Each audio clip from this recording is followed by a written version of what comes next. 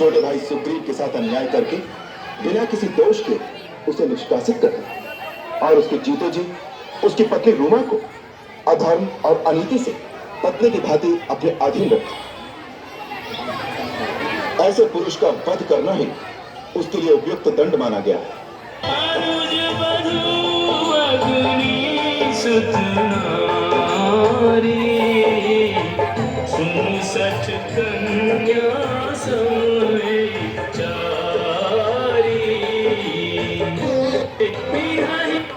यह सारी पृथ्वी हम इक्ष्वाकु वंश के राजाओं की है।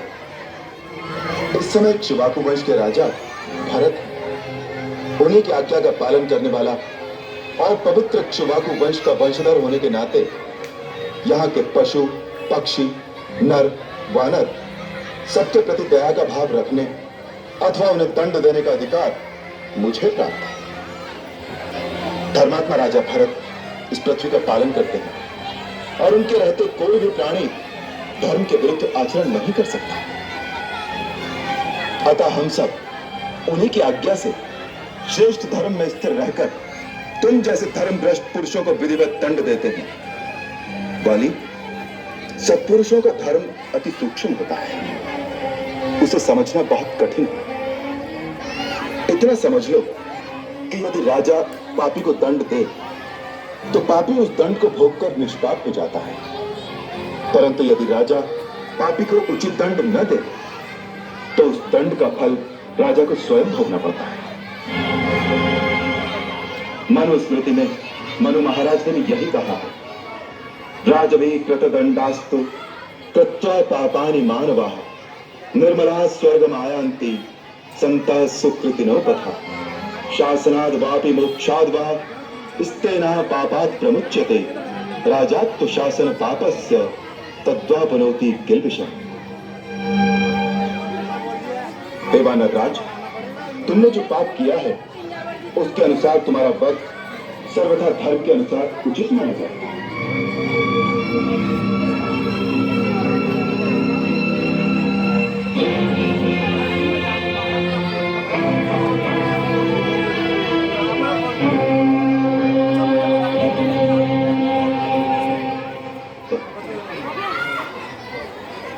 दिव्य स्वरूप नरोत्तम, दुष्टात्म और अहंकार के पट मेरी आंखों के आगे से हट गए।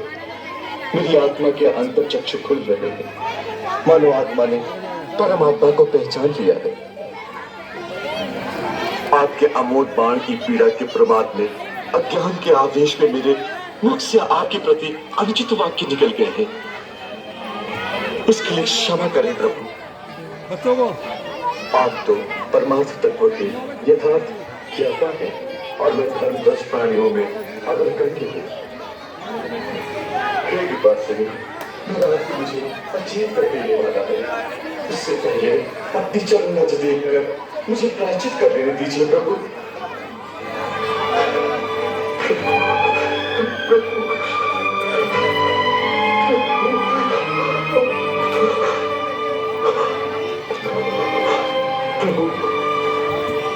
हे वानर राज, प्रायश्चित तो तुम्हारा दंड पाने से ही हो गया है। मनु ने कहा है, राजा से दंड पाकर मनुष्य फिर से पापहीन और पवित्र हो जाता है। सो हे राजन, तुम अब निष्पाप हो, इसलिए अधीर न हो।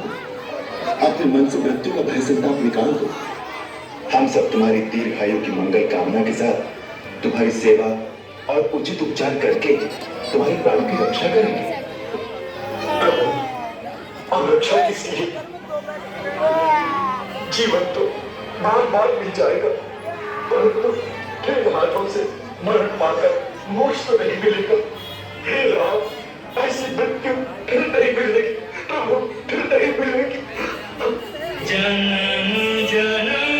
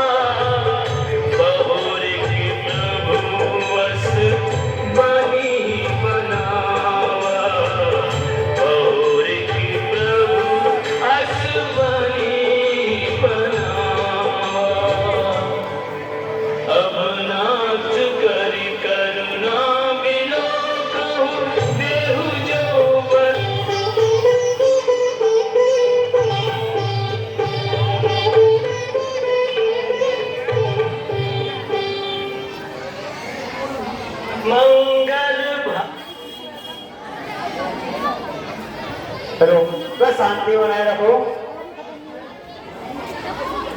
बोलो जय श्री राम।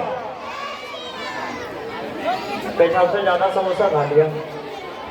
उसके सामने प्रभु किष्किंधा तो क्या, सारा स्वर्ग, सारी पृथ्वी का साम्राज्य भी तुच्छ है। किष्किंधा तो अब सुग्रीव की है।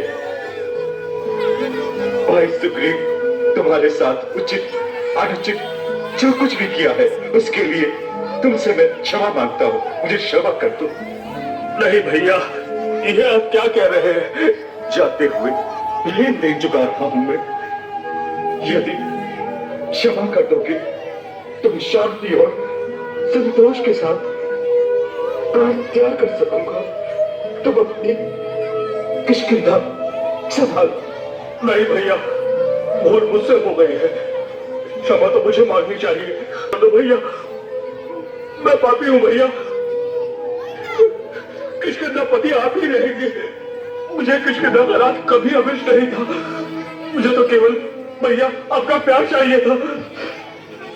बदले युद्ध भूमि में रोया नहीं करते, युद्ध भूमि